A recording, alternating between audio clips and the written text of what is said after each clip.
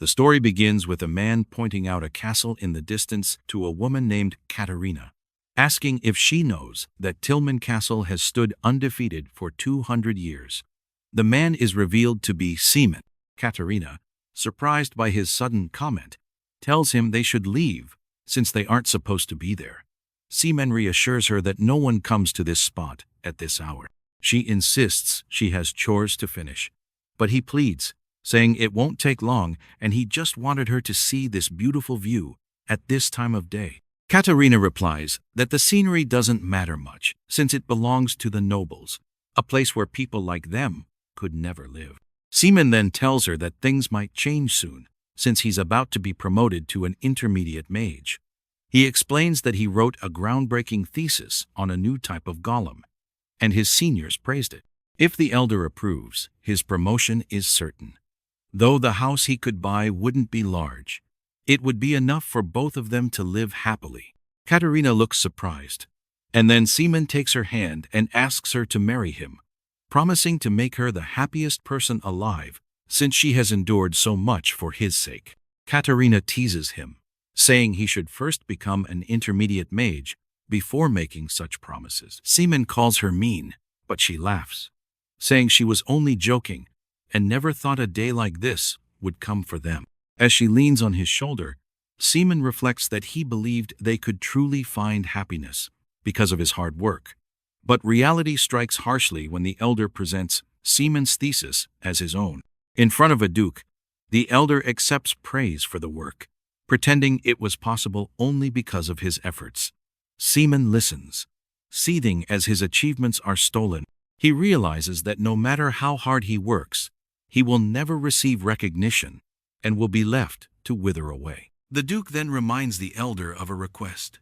The elder responds, asking if the duke is truly satisfied with the choice, since she is of humble origins. Just then, guards drag Katerina into the hall, bruised and frightened. Sheymon is shocked to see her there, and as the duke eyes her beauty, Sheymon's anger boils over. The elder remarks that if she weren't of lowly birth, her fate would have been different.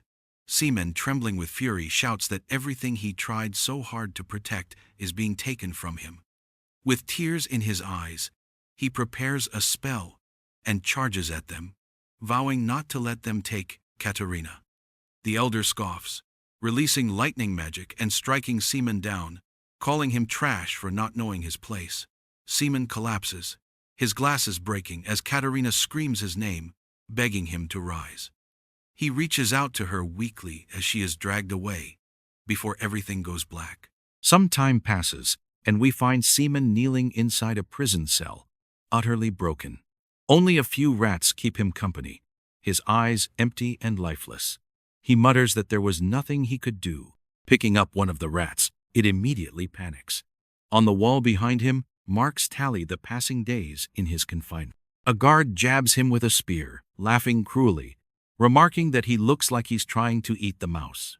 Another suggests they leave him be, saying even a mage of the Magic Tower is worthless in this state.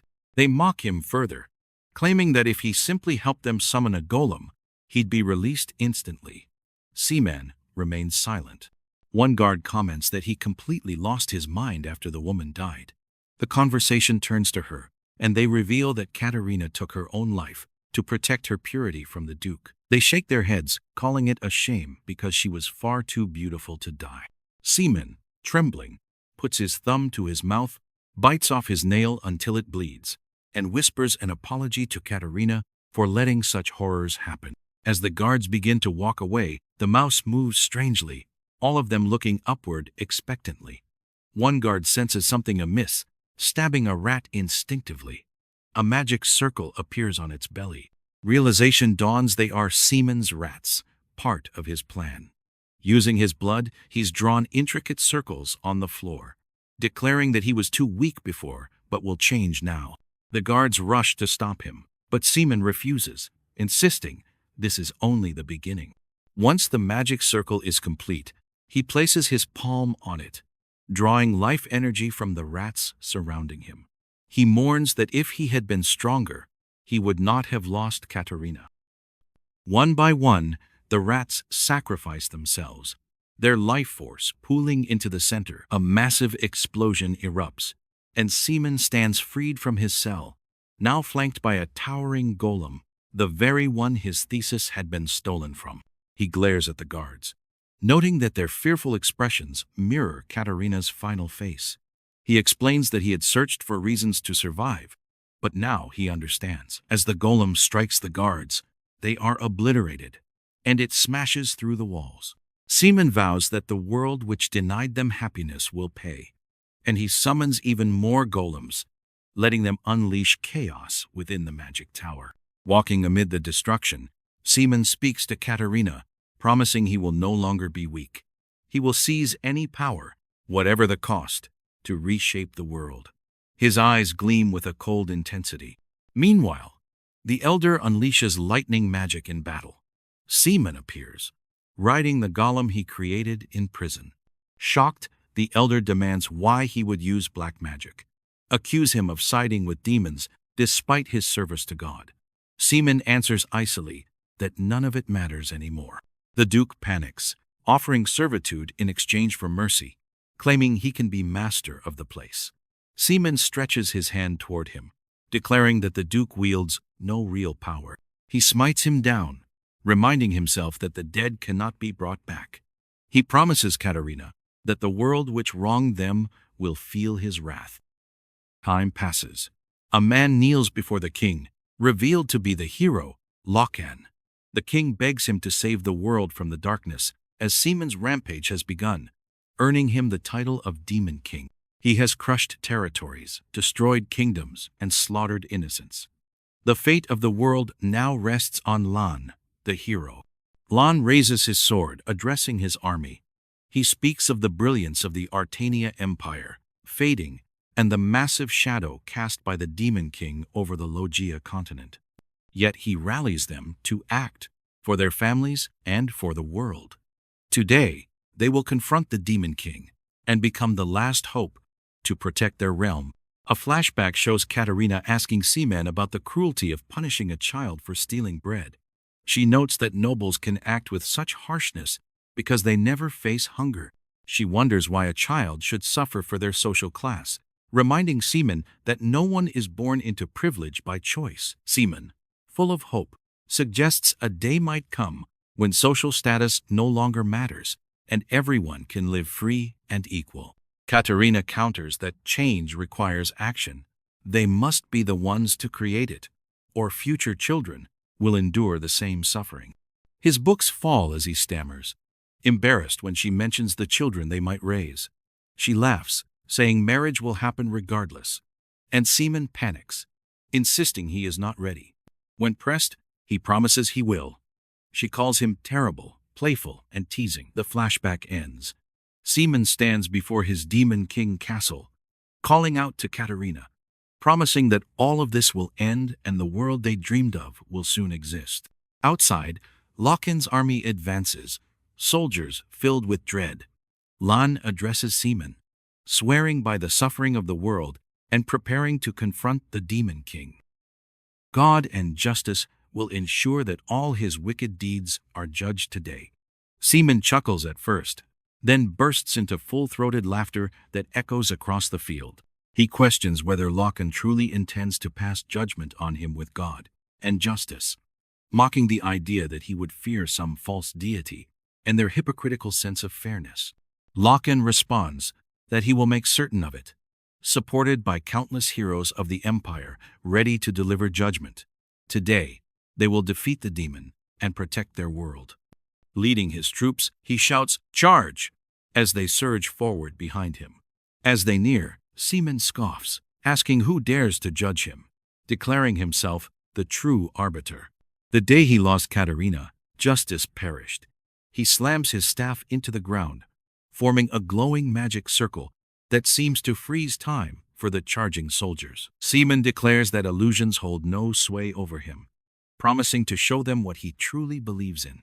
The soldiers lose control of their bodies as their life force is drained by Sheymon's ritual power, echoing the summoning of golems before, effectively annihilating them. From their energy, golems rise with a thunderous roar, forcing Lokan to brace himself. Sheymon smirks, declaring, "This is the birth of true justice," and urges Lokan to abandon his false faith.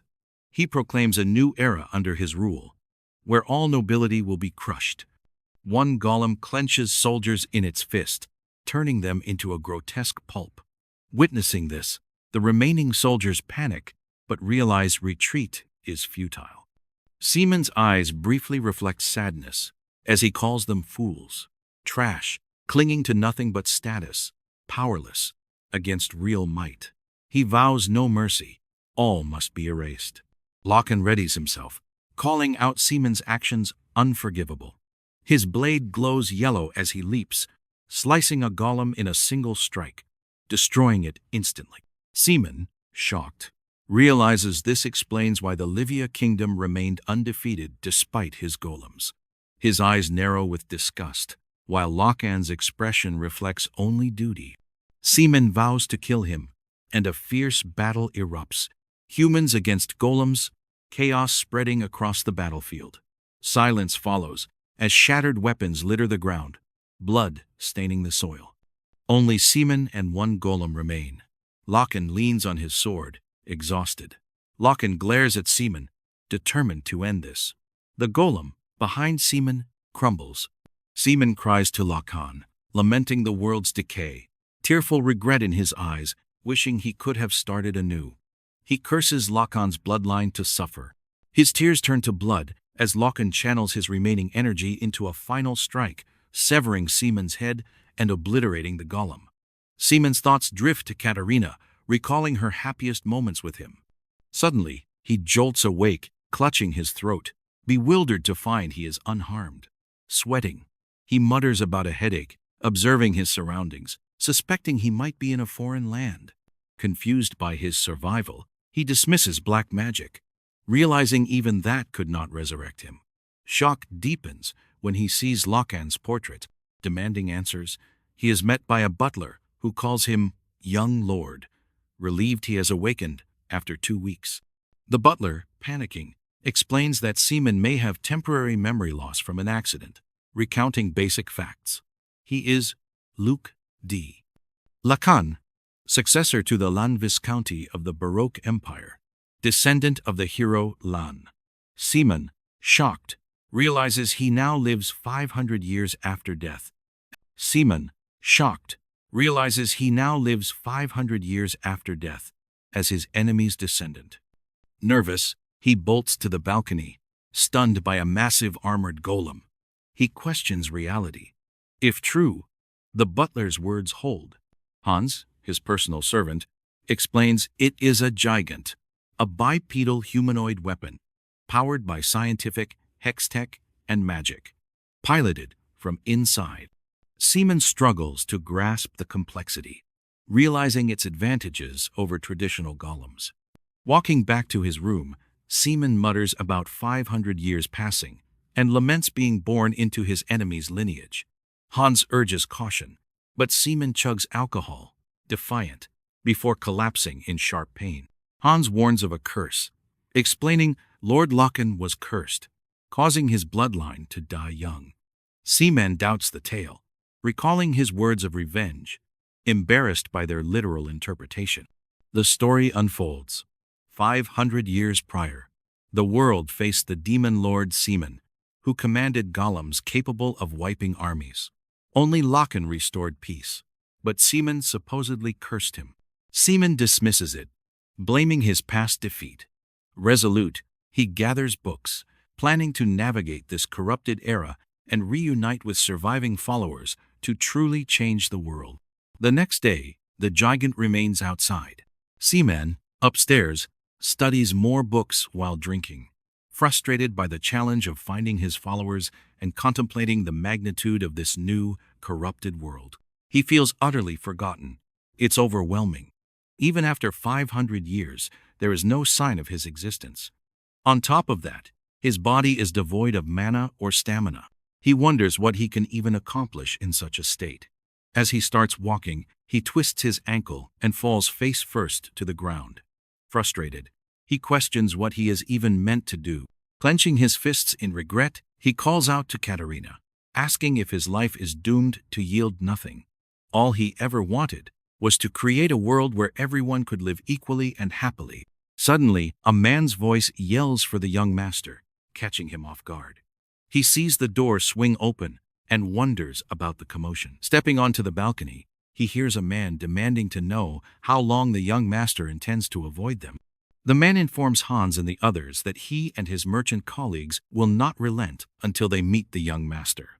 He introduces himself as Darren, branch master of the Allen Merchant Association. Sheymon chuckles to himself, thinking how difficult life is for Locken's descendants. Darren explains it's about the 30 pesos Sheymon borrowed last year to develop a mine, which he has avoided repaying. He asks if Sheymon ever intended to repay it, exclaiming that he can no longer tolerate this. Hans tries to intervene, explaining that the young master needs rest and they will find another way to repay the debt.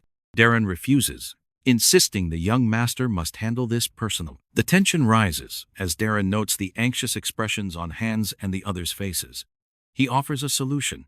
Why not hand over the gigant in their household instead?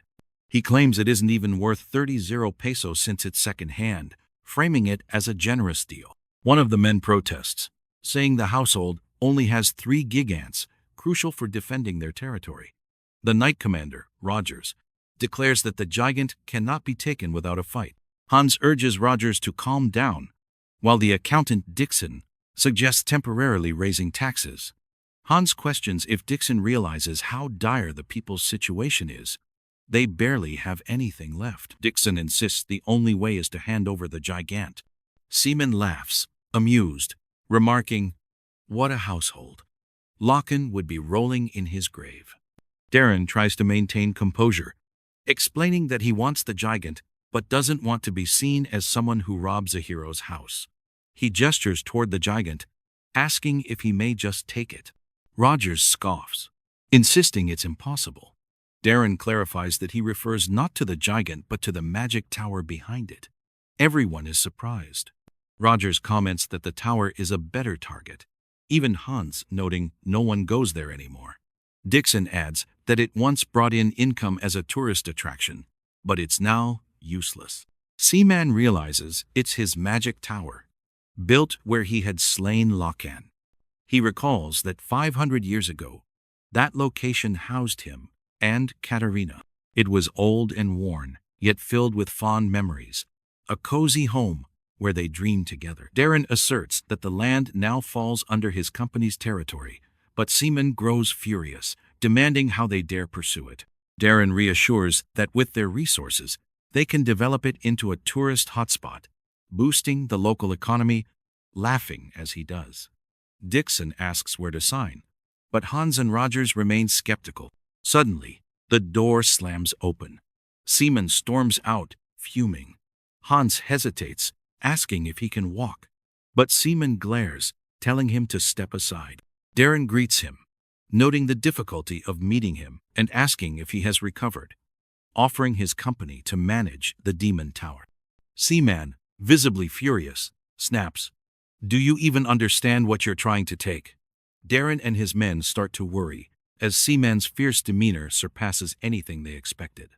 Sheymon calls him a con man, demanding silence, accusing Darren of trying to expand influence under the pretense of development. Darren panics, trying to cover his misstep, but Sheymon calls him pathetic, condemning his incompetence and malice. Darren insists his offer was considerate, aiming to recover owed money, asking if he is wrong. Sheymon firmly states they can repay in 10 days, including interest, and commands Darren to leave while radiating deadly intent. Darren and his crew are stunned. One hiccups in fear. They retreat, Darren warning he anticipates Sheymon fulfilling his word. Sheymon mutters, "These guys all act the same." Rogers marvels at him, calling out in disbelief. Sheymon casually asks what's wrong. Dixon, Hans, and Rogers salute, moved to tears by his words. Hans praises his insight in seeing through the merchant's scheme, while Rogers admires his protection of his family's honor. Sheymon jokingly notes that he may be turning into the Demon King again. Hans questions how he plans to repay the debt. Sheymon asks about the real value of 30 pesos. Hans explains it could buy 10 sacks of wheat or a single unit of the new warrior class, Gigant. Currently, they lack collateral for other measures. Sheymon dismisses the advice, stating he will repay in his own way and to step aside.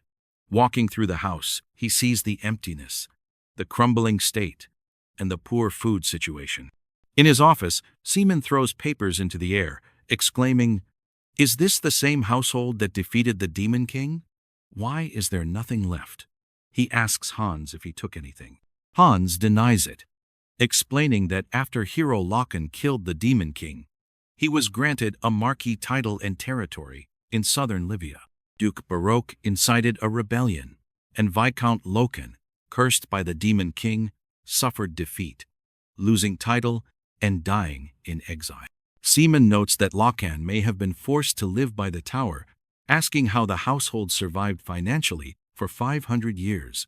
Hans admits that the ancestors tried to restore the household's glory, even at the cost of all assets and authority. But generational curses doomed their efforts. The household once home to the hero fell. Sheymon recalls fainting for over half a month due to a Gigan incident while striving to prove his heroic worth. He rises, walks to the window, and Hans apologizes for their limitations. Sheymon says he has a plan, insisting the debt must be repaid by any means. Suddenly, a woman screams. Everyone in the mansion is shocked. Rogers cries. Hans panics, realizing Sheymon has sold the statue of Hero Loken. They discuss how it vanished overnight. A guard reports the young lord has left during the weakest security, leaving Hans aghast at what Sheymon is up to. Sheymon is seen on a carriage with the statue. A carriage attendant timidly asks a question. Sheymon allows it, asking who he is. The attendant, Philip, laughs awkwardly, reminding Sheymon of his past and asking if he truly intends to sell the statue. Sheymon confirms, planning to melt it down for profit.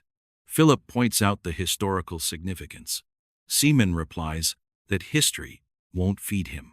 Philip warns that selling the statue alone won't cover the debt. Sheymon assures it's part of a larger plan.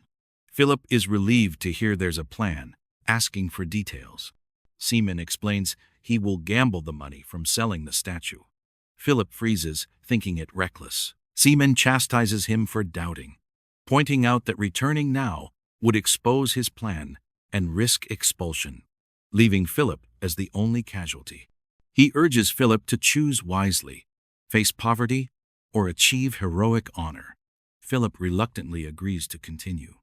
They reach a port city 5 minutes before departure. The captain begins final boarding, and Philip asks if they are truly going through with this. Sheymon affirms, and Philip helps him on board. The ship sets sail. Later that night, they arrive at La Mer, the Southern Empire's second largest city. Philip receives a bag of money and complains about its size. Sheymon notes it's sufficient. Philip remarks about the changes since Sheymon's last visit, recalling the seas once blocked by a kraken. The city has grown due to magic engineering. Gambling is thriving. Sheymon enters a casino with Philip, who hesitates. Sheymon assures him that confidence determines the outcome. At the table, Sheymon loses repeatedly, laughing nervously. His opponent boasts, but Sheymon insists luck is an ability. He notices a woman signaling his cards. He ultimately wins through subtle mana marks on the cards, impressing Philip and enraging his opponent. Weapons are drawn by the other gamblers, but Sheymon, despite reduced mana, effortlessly defends himself, unleashing deadly energy. Philip carries a bag of winnings, impressed by Sheymon's skill. They consider further earning through the Gigant Arena. Philip explains that battles between gigants now occur, offering high dividends for skilled bets. Sheymon, intrigued, notes that golem magic could help predict outcomes. Philip leads the way, proud of his top academy training. On the way, they witness guards beating children. Sheymon notes that some things never change, no matter how much time passes. He calls out for them to stop. A woman intervenes first, identifying herself as a royal guard. She chastises the guards for abusing children, emphasizing their right to protection. Sheymon, recognizing her, suspects it may be Katarina reincarnated. The princess challenges the cruelty, pointing out the innocence of children who lost their families. She vows to accept punishment if she is wrong, standing firmly against the injustice inflicted by the ruling count and his oppressive orders. The princess of the Volga kingdom is revealed to be one of the refugees seeking shelter here. The guards warn that if she keeps acting out, it will only lead to trouble. They are not doing this by choice, but because they were instructed to. Philip notes the situation is becoming serious and asks Sheymon if this is acceptable. Sheymon questions whether he knows who she is. Philip confirms, explaining that she is well known in the Volga kingdom as a princess who disregards the opinions of nobles. He has heard that her kingdom has fallen into ruin and never imagined he would encounter a princess like her. Her name is revealed to be Raina. Sheymon is dumbfounded, seeing a striking resemblance to Katarina and wondering how she could look the same even after reincarnation.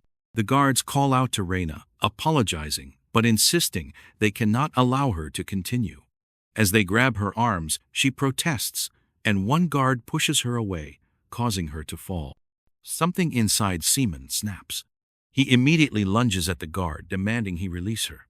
His knuckles are bruised as he mercilessly strikes, saying that even as time passes and the world changes, people need to be taught lessons every day. He believes such violence is the only way these people will learn. Raina grabs his arm, begging him to stop, insisting it is unnecessary. He starts to call her Katarina, but hesitates. A guard draws his weapon, asking how he dares attack one of them, remarking that Sheymon seems unafraid of the imperial law. Philip questions whether his law is more important than his life, as Sheymon presses his blade to the guard's throat.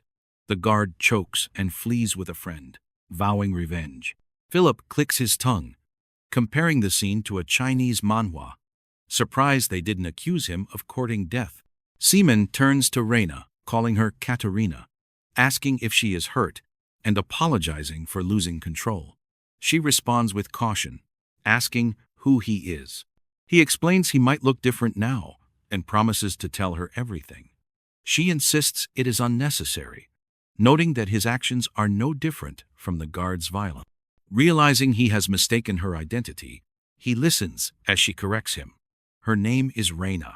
Philip attempts to smooth over the situation, noting that the young lord has made a mistake.